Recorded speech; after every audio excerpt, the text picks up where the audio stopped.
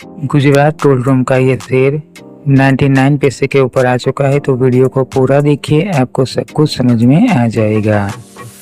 यहाँ पर इसका ऑल टाइम ओपन करते हैं तो यहाँ पर देखिए इसकी प्राइस बहुत ज़्यादा थी 14 में, और उसके बाद 2010 में ये 9 पैसे में ही मिलता था। उसके बाद यहाँ पर देखिए 2010 के बाद 2021 तक ये स्टॉक सिर्फ 20 पैसे से ऊपर पहुंचा ही नहीं। लेकिन उसके बाद अपर सर्किट लगाते हुए ये स्टॉक की प्राइस बहुत हाई लेवल तक चली गई थी। अपर सर्किट लगाते हुए 6 रुपये तक पहुंच गई थी 2023 में, और उसके बाद लोअर सर्किट लगाते हुए 2024 में फिर से 1 रुपये 99 पैसे के ऊपर आ चुका था।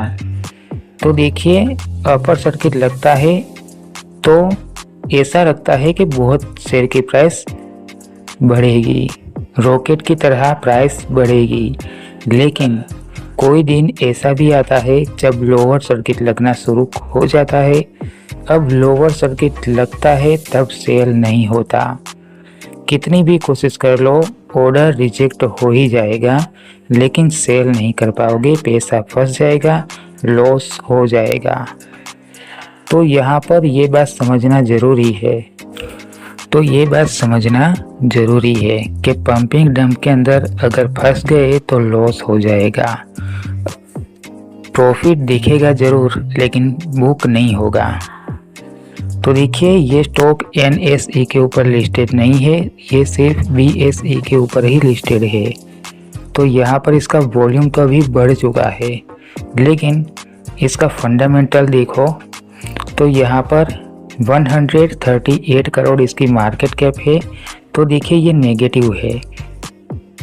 किसी ऑपरेटर्स के पास 138 करोड़ अगर होते हैं तो वो यहाँ पर पहले ही करोड़ों का इन्वेस्टमेंट कर देते हैं, उसके बाद एड चला देते हैं सोशल मीडिया के ऊपर।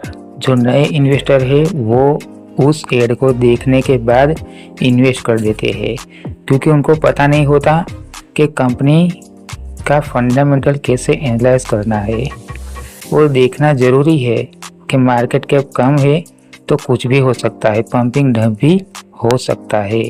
ऐसे स्टॉक के अंदर इन्वेस्ट करना बहुत ही ज़्यादा रिस्की बन जाता है। तो देखिए यहाँ पर मार्केट कैप ही 150 करोड़ नहीं है, तो यहाँ पर इन्वेस्ट करोगे तो लॉस हो सकता है।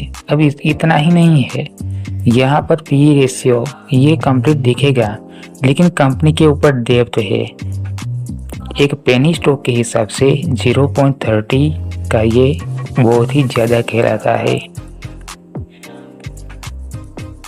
अब यहाँ पर देखिए ROE इसका कंप्लीट नहीं है, 5% ही है, और EPS अर्निंग पर शेयर 8 पैसा अगर होल्ड करके रखोगे 8 पैसे के लिए तो यहाँ पर भी कंप्लीट नहीं है ये EPS। डिविडेंड तो मिलेगा नहीं, तो लंबे समय तक होल्ड करके रखोगे तो भी कुछ मिलने वाला है ही नहीं। अब इसकी फेस वैल्यू 1 रुपये है, तो देखा जाए तो ये फंडामेंटल नेगेटिव है। अब ऐसे नेगेटिव फंडामेंटल वाले स्टॉक के अंदर इन्वेस्ट करोगे तो आपको भी लॉस होगा। और ये तो 99 पैसे का स्टॉक है। अब यहाँ पर इसका फाइनेंशियल देखिएगा यहाँ पर 120 करोड़ का रेवेन्यू जनरेट किया मार्च 2025 में, लेकिन प्रॉफिट कितना किया मार्च 2025 में 1 करोड़ का। अब यही समझिए कि जो कंपनी 120 करोड़ रेवेन्यू जनरेट करती है वो 1 करोड़ का ही प्रॉफिट करती है। तो ये बात समझिए कितना कम है। और 1 साल का कर दिया। अब इनका रेवेन्यू देखिए 0 है 2020, 2021 में और 2022 में 1 लाख का रेवेन्यू। अब एक बात मैं आपको बता देता हूँ, जो कंपनी प्राइवेट लिमिटेड होती है उनके अंदर CA का खर्च ही 1 लाख आता है। तो ये तो लिमिटेड है, प्राइवेट लिमिटेड नहीं है, ये लिमिटेड है, शेयर मार्केट में लिस्टेड कंपनी है। तो 1 करोड़ का रेवेन्यू क्या ही कहलाएगा। यहाँ पर 2 करोड़ का रेवेन्यू जनरेट किया 2023 में, और 2024 में तो दिखावा है 207 करोड़ का। ये सच नहीं हो सकता, क्योंकि पहले कुछ भी नहीं किया और अब 1 साल में इतना, यहाँ पर कुछ गड़बड़ हो सकती है। तो प्रॉफिट देखिए, प्रॉफिट भी कर लिया 13 करोड़ का 2024 में।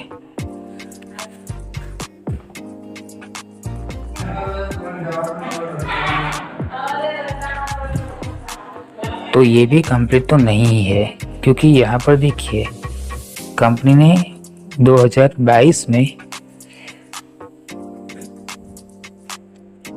1 लाख का रेवेन्यू जनरेट किया था, तो 16 लाख का तो लॉस, 1 लाख का प्रॉफिट, 1 लाख का रेवेन्यू, तो 1 लाख का प्रॉफिट तो होना चाहिए, लेकिन 16 लाख का लॉस।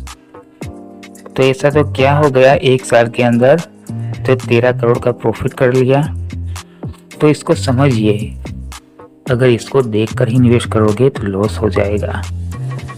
तो इनके नॉन करंट एसेट्स को देख लेते हैं। देखिए इनके नॉन करंट एसेट्स, ये नहीं, यहाँ पर डेटा ही दिखा रहा है, क्योंकि यहाँ पर डेटा ही दिखा रहा है कि 2021 में 0 थे, कुछ था ही नहीं इनके पास। 2022 में 0, 2023 में 0, तो 2024 में कैसे 2 करोड़ के हो सकते हैं? और नॉन करंट एसेट्स 2 करोड़ के ही है, तो फिर रेवेन्यू कैसे कर लिया 120 करोड़ का? रेवेन्यू कैसे 120 करोड़ का जनरेट कर लिया? 2 करोड़ के नॉन करंट एसेट्स थे ही। देखिए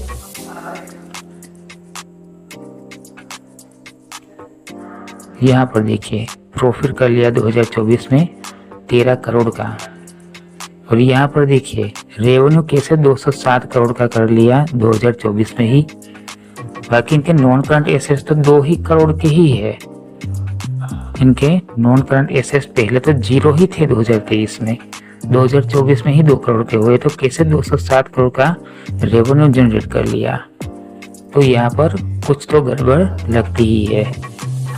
अब यहाँ पर देख लीजिए रिटेल की होल्डिंग, प्रमोटर्स की तो कोई होल्डिंग है ही नहीं, सिर्फ रिटेल की ही 99% है। शेयर की प्राइस 99 रुपीज़ के ऊपर है, रिटेल की होल्डिंग 99% है, तो यहाँ पर भी नेगेटिव ही है, प्रमोटर्स की कोई होल्डिंग है ही नहीं। तो ये स्टॉक बहुत ज़्यादा रिस्की है। देखिए share holding pattern negative, financial भी नेगेटिव, और कुछ गड़बड़ वाला है ये फाइनेंशियल, और यहाँ पर फंडामेंटल भी नेगेटिव, और यहाँ पर पंपिंग डंपिंग हुआ है यहाँ पर। तो अगर इसके अंदर इन्वेस्ट करोगे तो आपको भी लॉस हो सकता है, और बहुत ही ज़्यादा रिस्की स्टॉक है। फिर भी अगर इसके अंदर इन्वेस्ट करना है तो अपने रिस्क पर कर सकते हैं। ये वीडियो एजुकेशन पर्पज़ के लिए है, जो सही इन्फॉर्मेशन थी वो मैंने आपको बताई है।